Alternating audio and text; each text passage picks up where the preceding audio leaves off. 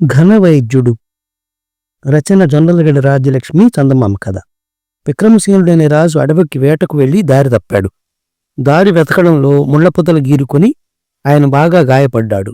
ఏమరపాటున ఉండగా ఆయన ఒక పాము కాటు వేసింది. అంతే, విక్రమసేనుడికి స్పృహ తప్పింది. ఆయనకు తిరిగి స్పృహ వచ్చేసరికి ఒక ఆశ్రమంలో పూలపాన్పై పడుకుని ఉన్నాడు. పక్కనే ఉన్న ముని రాజు కళ్ళు తెరవగానే, సమయానికి నా శిష్యులు నిన్ను చూసి ఇక్కడికి తీసుకువచ్చారు, నాకు తెలిసిన వైద్యం చేశాను, ఇప్పుడు నీకెలా ఉంది నాయనా అని అడిగాడు ఎంతో ఆప్యాయంగా. విక్రమసేనుడు పరీక్షగా శరీరాన్ని చూసుకున్నాడు. గాయాలెక్కడా కనిపించలేదు.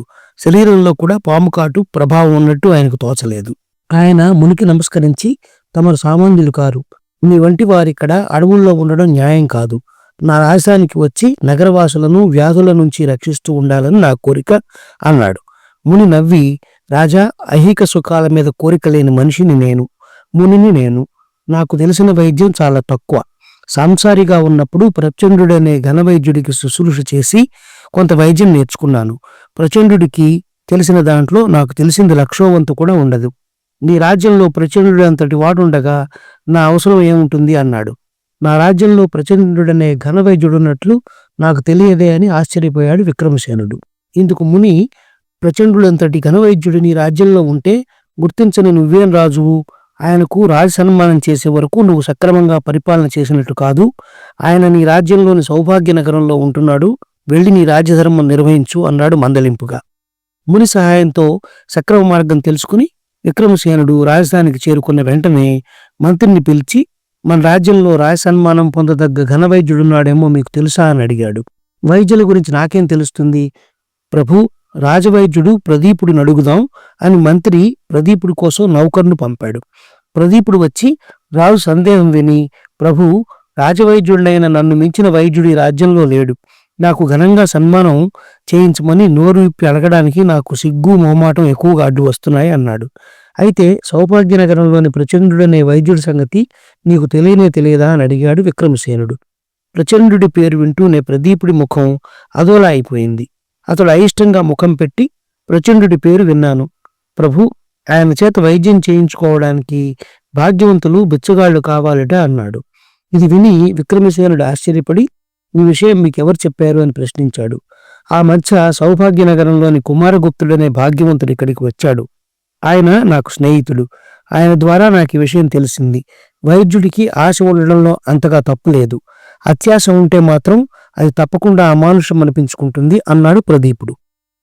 ప్రదీపుడిని పంపించేశాక విక్రమసేనుడు మంత్రితో అసంతృప్తిగా, నేను ప్రచండుని గురించి చాలా గొప్పగా విన్నాను.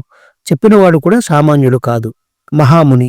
అయితే ఈ ప్రదీపుడు సాటి వైద్యుడి పట్ల అసూయ ఉన్నప్పటికీ కూడా మహారాజునైన నాతో కల్పించి అబద్ధం చెప్పేటంత సాహసం చేస్తాడనుకోను అన్నాడు. దానికి మంత్రి, మీ సందేహం తీరాలంటే కుమారగుప్తుడినే కలుసుకోవాలి. అయితే తమరు మహారాజులా వెళితే అతను నిర్భయంగా నిజం చెప్పలేడు. మనం మారువేషాల్లో ఆ నగరానికి వెళ్ళి నిజం తెలుసుకుందాం. మహాముని అబద్ధమాడాడు. మన రాజవైద్యుడు ప్రదీపుడే తెలివిగా అబద్ధం చెప్పాడని నాకు తోస్తున్నది అన్నాడు. రాజు, మంత్రి మారువేషాలలో సౌభాగ్యనగరం వెళ్లారు. అక్కడ ప్రచండుడికి పెద్ద పేరున్నట్టు వారికి తోచలేదు. కుమారగుప్తుడిని కలుసుకుంటే ఆయన ప్రదీపుడికి చెప్పినదే చెప్పాడు. అప్పుడు మంత్రి, అయ్యా, ప్రచండుడు ఘనవైద్యుడని అడవుల్లోని మునులు కూడా చెబుతున్నారట. క్షమించండి, తమరు ఆయనను గురించి ఇలా దుష్ప్రచారం చేయడానికి ఆయన పట్ల తమకున్న వ్యక్తిగతమైన శత్రుత్వం ఏమైనా కారణమా అని అడిగాడు. దానికి కుమారగుప్తుడు నవ్వి, నాకు ప్రచండుడంటే కిట్టని మాట నిజమే, కానీ ఆయనను గురించి నేనన్నది నా అభిప్రాయం కాదు.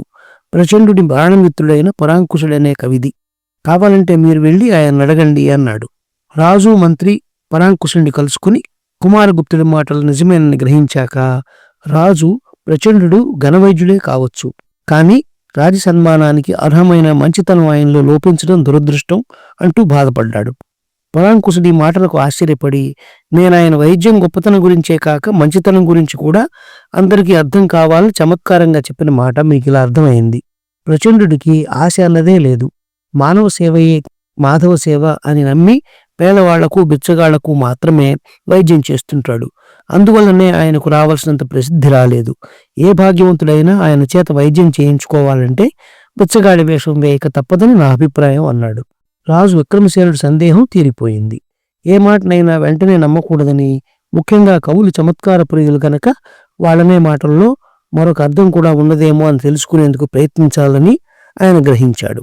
ఆ తర్వాత విక్రమసేనుడు ప్రచండుడికి ఘన సన్మానం జరిపించడమే కాక రాజ్యంలో వివిధ రంగాల్లో గొప్పవారైన వారిని గురించి చారుల ద్వారా సమాచారం సేకరించసాగాడు.